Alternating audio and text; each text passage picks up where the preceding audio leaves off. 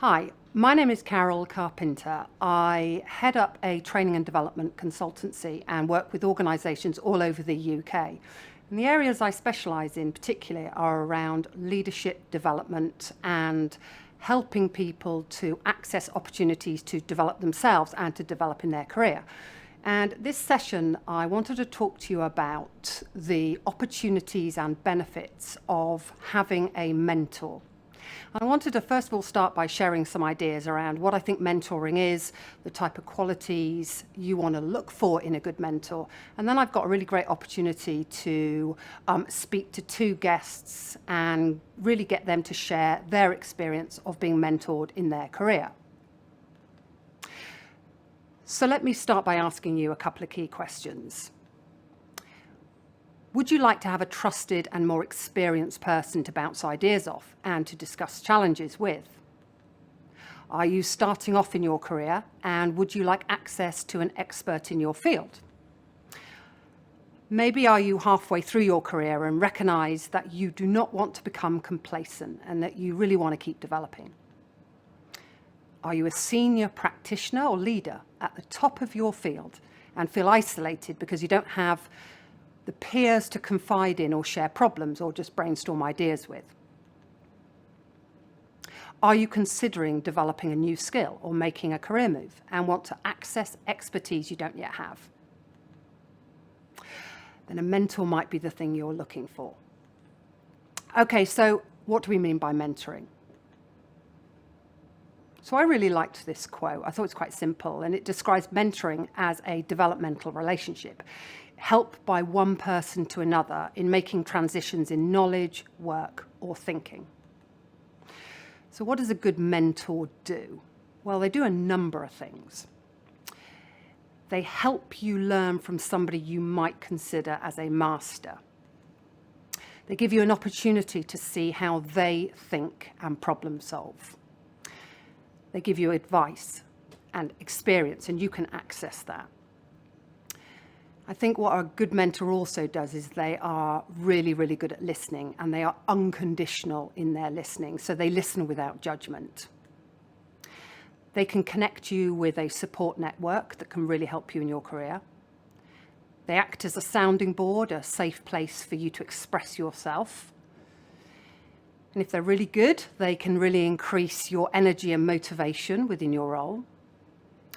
And I think also a good mentor really projects belief. They can be a counter voice when that one inside your head tells you to doubt yourself or doubt your capability. I think a mentor is somebody that can give you a different perspective or a different view of yourself, which can be really useful.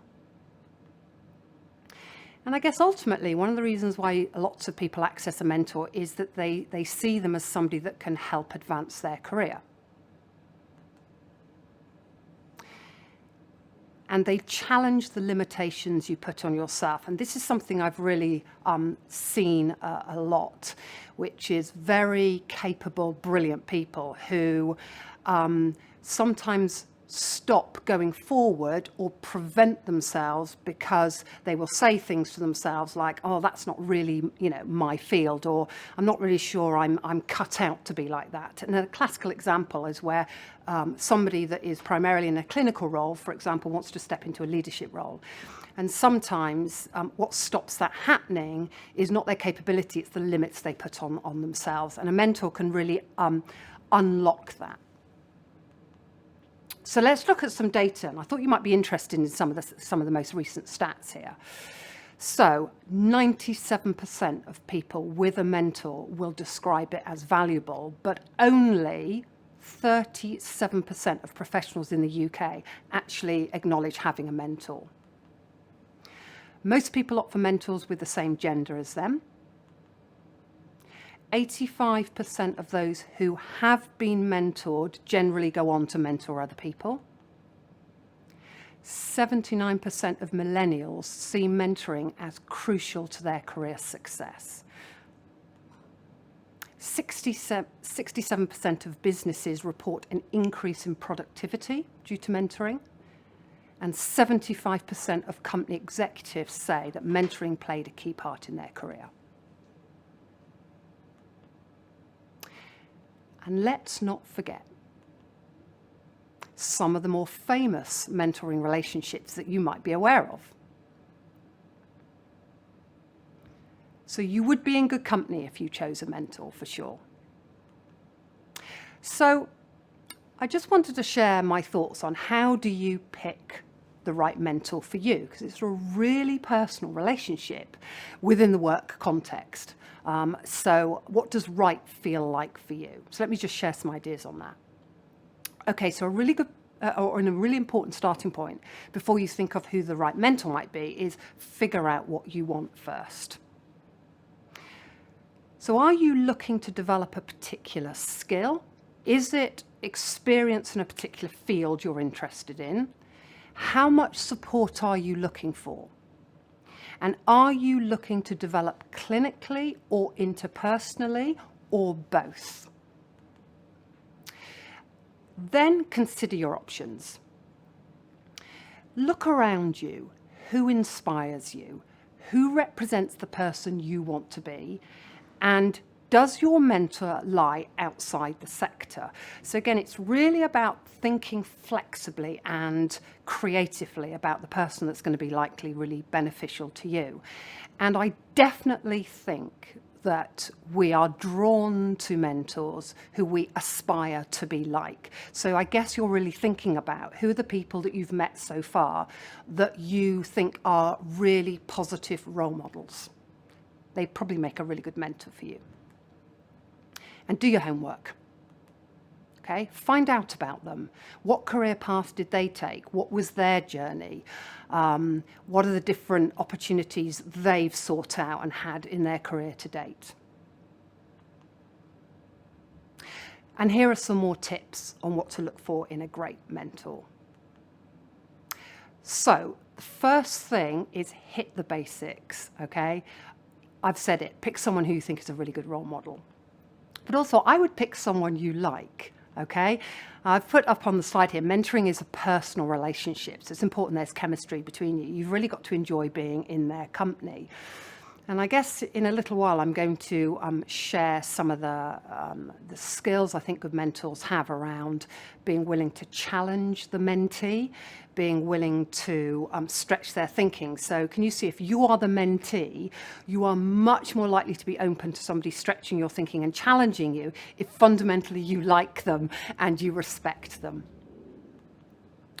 So my second tip are what I call the 3 A's.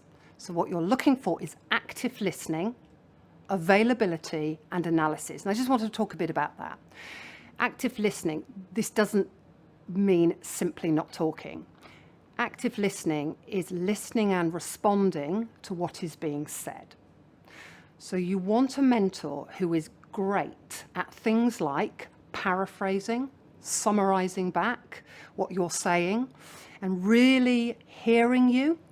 Somebody that can ask further questions and get you to expand your thinking. A great mentor pays attention, offers feedback, and guides the conversation. If you look at number 2, availability, okay, so this could mean physical, that they have the time and give you time in a way that means that you don't feel like you're bothering them. That's really important in a mentoring relationship. But availability could also be emotional. Now, I think this is crucial. It means that the mentor has the capacity to be in the space, present, when you are not feeling great or when you are facing challenges. I would definitely advise you find a mentor that is confident at understanding the importance of emotions at work and is not panicked by them. I'd like to really underline this. A mentor is a person who you feel psychologically safe with, meaning that you can express your honest thoughts and feelings without fear of rejection or negative judgment. Equally, the answer to some challenges is not just cheer up. Sometimes the solutions lie, the developmental opportunities lie in working through the emotions, not trying to avoid them. So I guess what I'm saying here is find a mentor who is confident working in this space. And I wonder whether particularly in the veterinary sector, we should put more focus on working with mentors who are good at this aspect of the job, considering the level of stress we have in the industry. And the final A is analysis. Mentors' time is often limited, so it's important that you can access information and insight quickly. Good mentors don't tend to beat around the bush. They're confident being honest. Have you ever considered the tension you feel between wanting someone to be honest with you and then fearing the pain that might come with that, right? Mentors are able to respectfully and skillfully navigate through that honesty versus pain dynamic, I think. And you also want to pick a mentor whose analysis is up to date and relevant. The final part of analysis is around objectivity and impartiality. One of the benefits of a great mentor is that they are not your line manager, not your friend, your partner, your sister, your parent, etc. They are what I would describe compassionate outsiders. And research shows that when we're seeking advice from someone close to us, they tend to listen in what's called protector mode. So they're motivated by a desire to rescue us or make us feel better or support us. The objective mentor will be able to hear what you are saying in what is called listener mode. So their motivation will not be to rescue you necessarily, or even try and make it all better. You might think you want that, but a good mentor is somebody that's experienced, and therefore they will be able to assess whether the difficulty that you're challenging or going through is an essential part of your journey. So I've got a really great opportunity now, which is to talk to two guests, Dan and Emily. And what I'm really interested in as practitioners and senior people in the field, I was really interested in what their experience around mentoring has been. So as promised, I've got an opportunity to speak to Dan and Emily, and I just wondered if you would both introduce yourselves in terms of the role you do within the organisation. Yeah, so I have a large vets and pets practice down on the south coast in Poole. So I have 8 vets that work there, and yeah, I've been doing the role of a JVP for 4 years now. Okay. And I run the Vets and Pets graduate programme. So for the newly graduated vets in the business, we run a 2-year programme for them, and I'm in charge of that. Thanks for those introductions. So I'm really interested in finding out a bit more about is your experience of being mentored, and whether that was a formal or informal process, and just what your experience has been. So Dan, can I just ask you to share your thoughts on that? Yeah, I've never had a formal or official mentor in my career, but I know when I look back, there are definitely a couple of individuals that I'm quite confident that they've influenced both my development as a vet, but also my development as a person. And I know that I am in the situation that I am both professionally and as a person because of the sort of the care and the attention that they've paid to my sort of role and employment as a vet. So I'm very grateful for those two people. And can you remember or recall how long that mentoring relationship lasted? Is it sort of an ongoing thing, or was it sort of fairly short term? It kind of developed as I kind of started the role, and that kind of organic relationship started. I was aware that they had an interest in supporting me. There was no conditions attached to that relationship, and I also saw that they respected me, I respected them, we trusted each other, so I knew that they had a genuine interest in my development and just supporting me through my career. That sounds really good, because that's one of the things I was sharing on the slides, which is almost like one of the first things that matters is that there is that mutual respect, and you just like the person that's mentoring you as well. So it sounds like you really had that going on there. That sounds good. Emily, can I come to you? Have you had a similar experience, or was it different? I've had a bit of a mixed experience. So a lot of what Dan was saying there rang true. And when I was a student, I had some very good sort of informal mentors. But actually, when I first graduated into practice and in my first role, I didn't really have good mentoring at that stage, whether formal or informal. And to be honest, that that experience has led me to where I am now and into wanting to change that for other graduates, because I experienced the difficulties of not having that mentor initially. When I moved then into a second role, again, no formal mentor, but I did have somebody or a number of people supporting me informally, and I really noticed the change that brought and how much more positive it was. And I think a lot of that is what's led me to my role today, really, in supporting graduates. Do you both feel that when you were thinking about sort of working with somebody in a mentoring capacity, did you first of all think about it from a clinical perspective, or was it a different perspective to that? So were you thinking about it as developing you as a person, or was it you as a practitioner? Did you have that specific thinking at that time?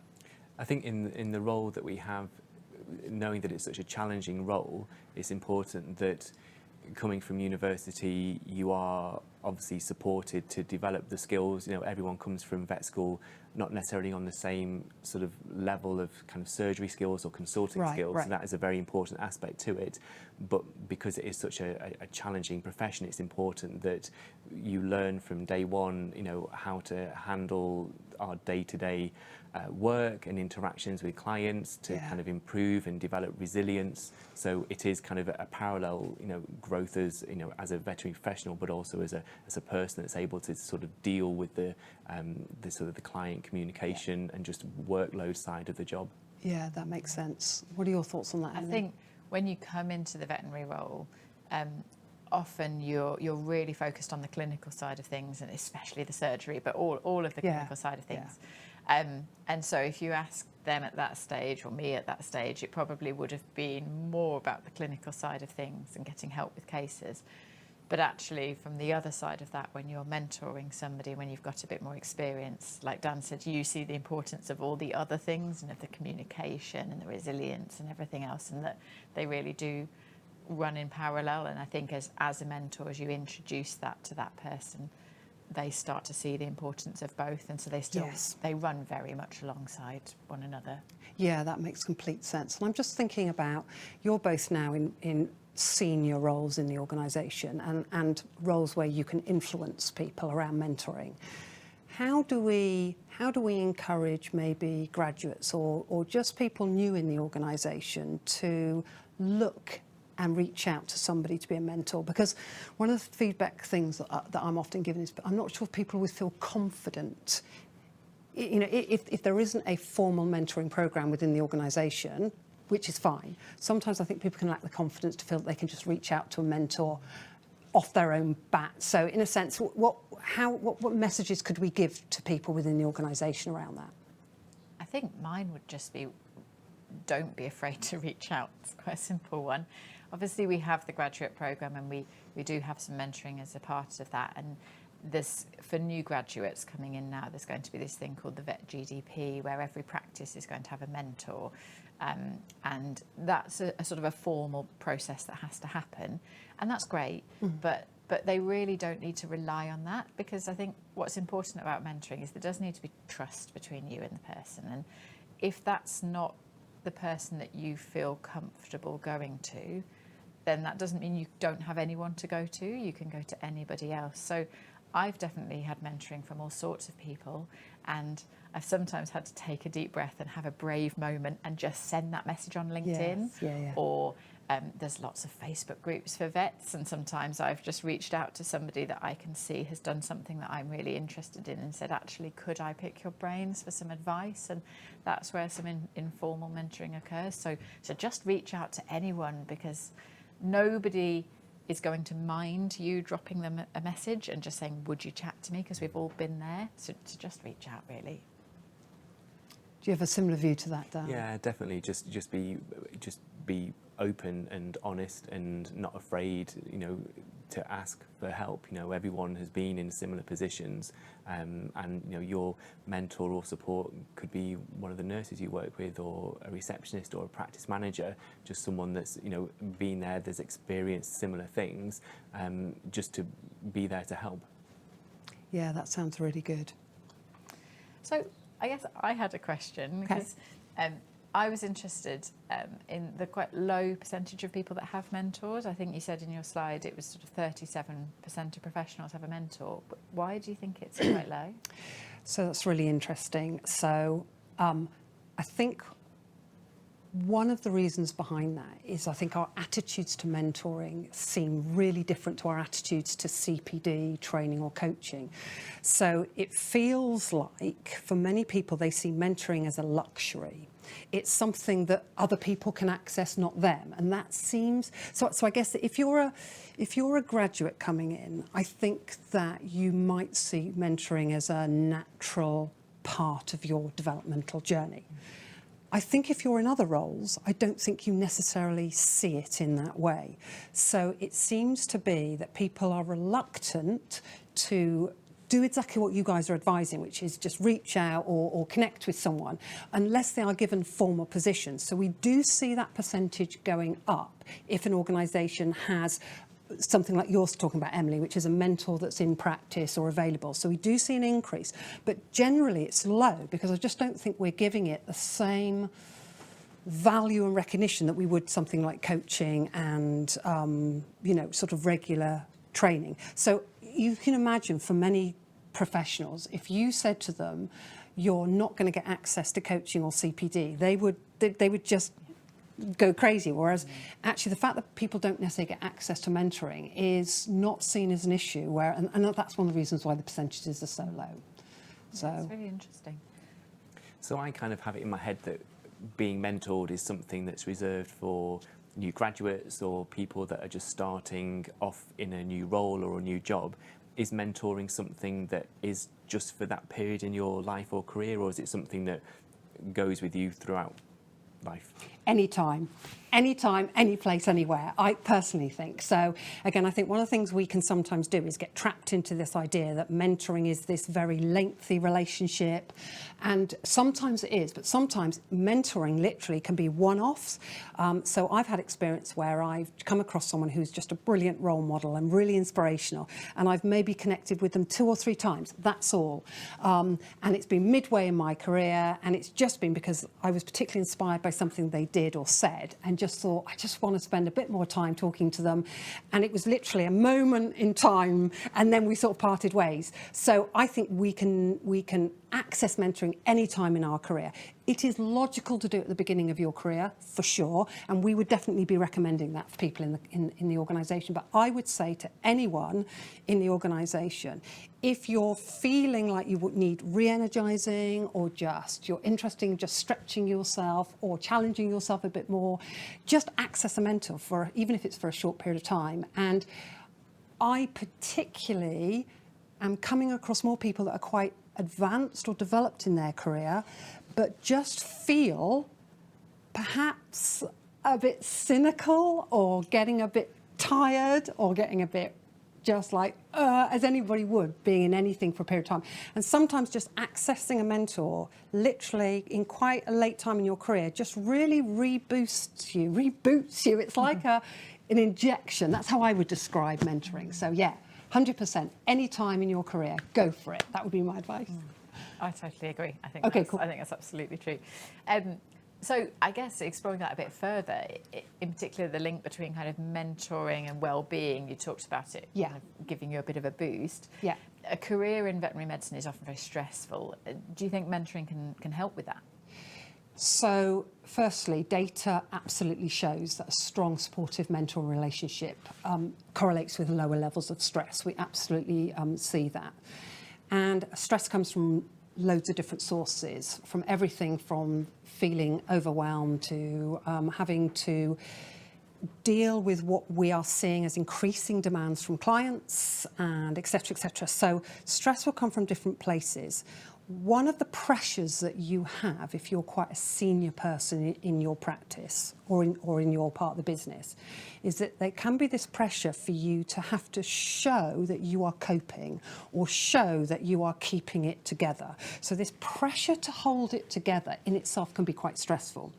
I think what mentoring does is it offers a safe haven, because what we have been discussing is that how a mentor should be someone who listens unconditionally, here's what you're going through without judging you for that. And I honestly don't want to underestimate the power and impact it has of being able to access somebody who may be a bit more experienced than you, a bit wiser than you, and when you share your worries with them, they can give you a perspective that is based on experience. They can give you a perspective that you might not have if you're feeling really stressed. And I suppose it's that old cliche, isn't it? A problem shared is a problem halved. So there's something about, I might be at work, I might be pretty worried or pretty stressed, and I might not want to share that with my line manager, because that would be something I would recommend, which is we want to try and create working environments where we can share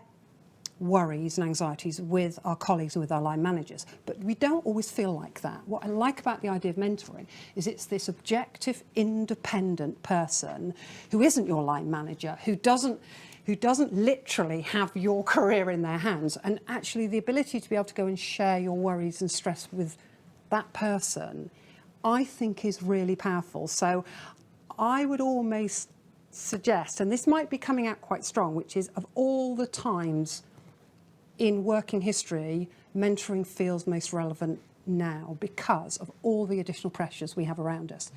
And we also know within the veterinary sector there is a genuine issue around stress and well-being, and I think there's some really good work being done in the business and in the company around that. But I think mentoring is just another resource that can absolutely help with that. So I think there's a really strong link, Emily, absolutely. So I understand the word mentoring, Okay. but I also came across the term reverse mentoring. What does that mean? Okay, so this is a really modern, progressive way of thinking about mentoring. So, and we've really seen a steady increase in organisations looking at the concept of reverse mentoring. So, reverse mentoring is typically where the person that would normally be the mentee, e.g. the junior person or the new grad, for example, they actually become the mentor to somebody that is significantly more senior to them or experienced. And where we are seeing this really working is within practices where senior people may acknowledge that they need to be more up to date with around topics like IT. I'm being a bit stereotypical here, but IT or social media or how we communicate using different virtual platforms. Now, again, it sounds a stereotype, but actually, if you look at younger people, often come into the workplace a lot more savvy around that stuff and a lot more experienced. We also statistically see that people, particularly between the ages of 18 and 24, have a very modern and up-to-date understanding around issues like diversity and inclusion and belonging, which are going to be the things that all organisations need to be thinking about if we are going to deal with the retention and recruitment issue that's going on across the whole sector. So a reverse mentor will be this younger, less experienced person, maybe clinically or from a leadership point of view, but they will bring this expertise in a particular area that the senior leader may not have. I am a real advocate of reverse mentoring because not only does it give younger people a chance to share up-to-date information and knowledge with senior colleagues, I do think it gives a really appropriate, healthy message about the culture within your organisation, which is, hey, look, irrespective of our experience to date and our skills and our capability, we are equal in terms of the value we bring to a team. And I just love the idea that somebody like you, Dan, as a JVP, would maybe just have sessions now and again with somebody, a new grad that's just come, who sits and actually gets the opportunity to share knowledge with you. I just love that whole dynamic. I think it's really modern. It's still unusual, reverse mentoring. Only a small percentages of organisations are doing it. So again, personally, if we offered it, I think it gives us a competitive edge. So yeah, absolutely, that's what reverse mentoring is. So we shared a few ideas about how we might reach out for a mentor, but I'm interested, how would you reach out to somebody who you wanted to mentor you? Okay, so briefly, a couple of things I would advise. So first of all, make contact.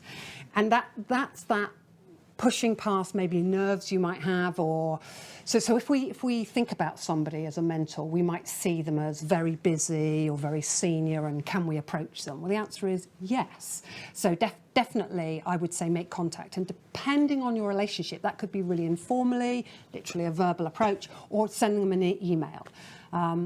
And the next thing I would advise is flatter them and in an appropriate way. So say that you admire their work, or say you're really interested in the field of work they're in.